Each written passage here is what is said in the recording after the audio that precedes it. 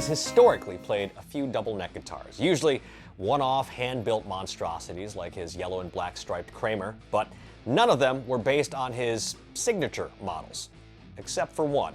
And this is as close as you're gonna get to it. And with that said, it is nothing like Ed's guitar.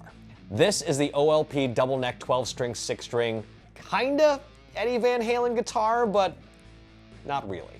I'm Thom Tran, and this is the show where I go in-depth into my guitar collection and that of my friends to give you all the nerdy gear goodness, like specs and pricing, but also the story, both historic and personal, about these instruments and how they got into our hands.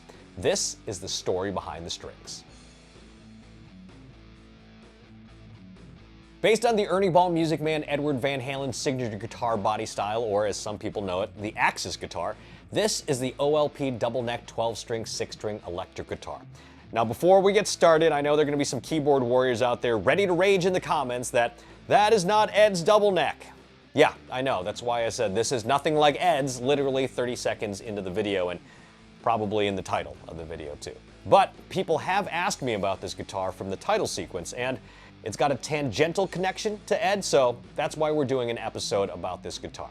And I'm glad to say that the channel has hit over 5,000 subscribers as of May 2nd, 2025, which means I am giving away that Sterling AX20 electric guitar as I promised. I'll be naming the winner at the end of this episode.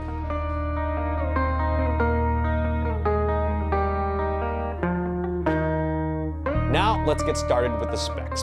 This two-headed beast was manufactured in China and was available between the late 1990s until at least the mid-2000s. It was made by OLP, as licensed by Ernie Ball Music Man, and we will get in all of that in just a little bit. Again, the body shape is similar to the one based on the Ernie Ball Music Man Edward Van Halen signature guitar, which is later sold as the Axis model. It's got a basswood body with a quilt film maple top and was only available in this tobacco burst color. There are 4 OLP pickups, 2 for each neck, directly mounted to the body the same way Ed liked his pickups. You've got 2 pickup selector switches, 1 for each set, one of them on the upper horn and the other one on the lower horn. There's also another switch in the middle between the bridges that controls which set of pickups are active. Each set of pickups has a corresponding set of volume and tone knobs. You've got a fixed bridge for each neck, and the scale is a pretty standard 25.5 inches. Both necks are bolt-on and both are made of American maple, each with maple fingerboards and 22 frets. The top neck has 12 strings and the bottom neck is your 6-string guitar, which has Ernie Ball's patented 4x2 tuner setup. And finally, it weighs in at a back-breaking 13 pounds.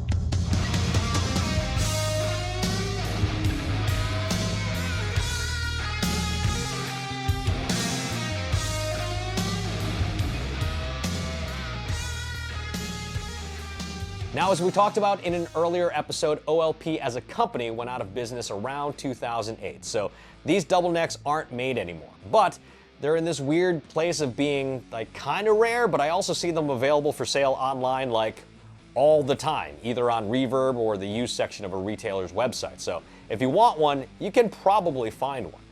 Normally this is where I would tell you what it originally sold for and what it's worth today with inflation and what a good price is to pay for one, but I have no idea what these originally cost. I cannot find that information anywhere, and I've seen an OLP catalog, and their website doesn't exist anymore because the company doesn't exist anymore. So if you know what these originally cost in retail shops, let me know in the comments below. I can tell you this. I've seen them selling for as little as $250, and I've seen them listed for as much as $1,800, which is, that's wacky. Don't do that. Keep this in mind if you're looking to buy one. This is the lower cost OLP line, not an Ernie Ball Music Man. It wasn't even made by Ernie Ball. It was licensed to OLP, who had them made overseas. So if you want one, I would say you can probably score one for under $500 and you'd be getting a great deal. Somewhere between $600 and $800, and that's probably fair market value. And anything north of $1,200 I would think is overpriced. Now again, that's based solely on what I've seen these selling for and how often they're available for sale online. If I'm totally off base in either direction, let me know in the comments below.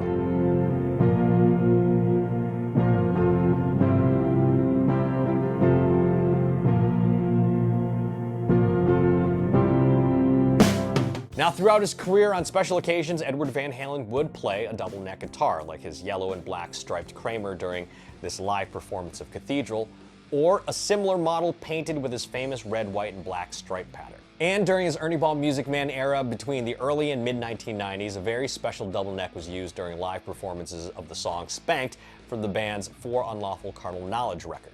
You can also see it briefly in the music video for the band's song Runaround, even though it wasn't used on that song.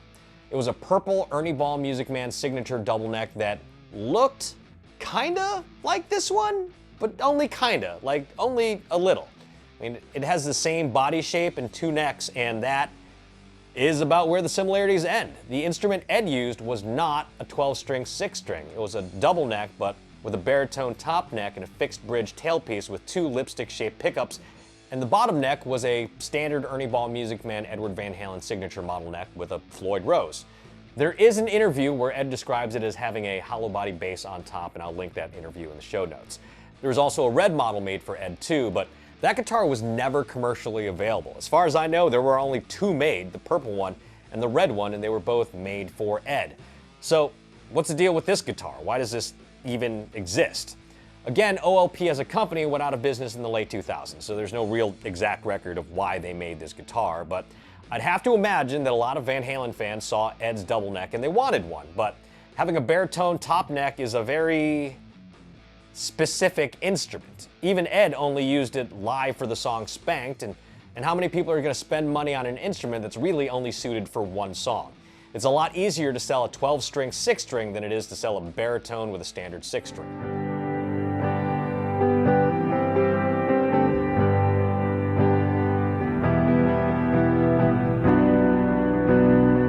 So, you know that part where I just said who would buy a guitar for just one song? Well, me. I would. And I did. If you've watched previous episodes of this show, you know that I love getting guitars for a deal, and I will use any excuse to justify buying one. Now, I was playing in a band here in Southern California pre-pandemic, and I saw this guitar online in a retailer's used section for what seemed like a typo of a price. My band had been wanting to add Bon Jovi's Wanted Dead or Alive to the set list, but you know how a 12-string song just sounds better on a 12-string?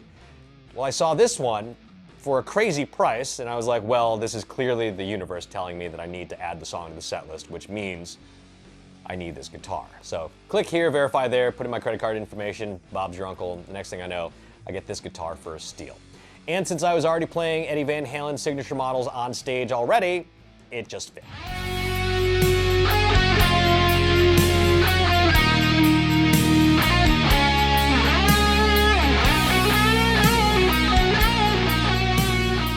There you go, that's the story behind the strings of my OLP double neck 12-string, 6-string, kinda Eddie Van Halen guitar, but not really. What do you think of this guitar? Would you have bought a baritone 6-string version like Ed's if they'd made it? Would you buy a 12-string 6-string if Ernie Ball Music Man makes one? Let me know in the comments below. Now, here's the part you've all been waiting for.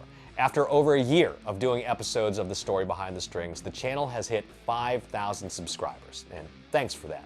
And as I promised, when that happened, I would be giving away that Sterling AX20 Rockstar Edition guitar that I featured in an episode back in 2024. The rules were, you have to subscribe, you have to leave a comment on one of the full episodes of The Story Behind the Strings, and you have to live in the continental United States. And when the channel hits 5,000 subscribers, I would pick a winner from the comments. Well, as of May 2nd, 2025, we hit 5,000 subscribers. So here it is.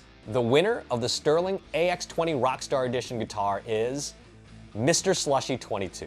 I'll be reaching out to you to figure out how to get that guitar to you. Thanks for watching, thanks for subscribing, thank you to everyone who has subscribed, and as of this recording, I'm close to 10,000 subscribers. I'm pretty sure it came from that stand-up short clip that I posted just a couple of weeks ago.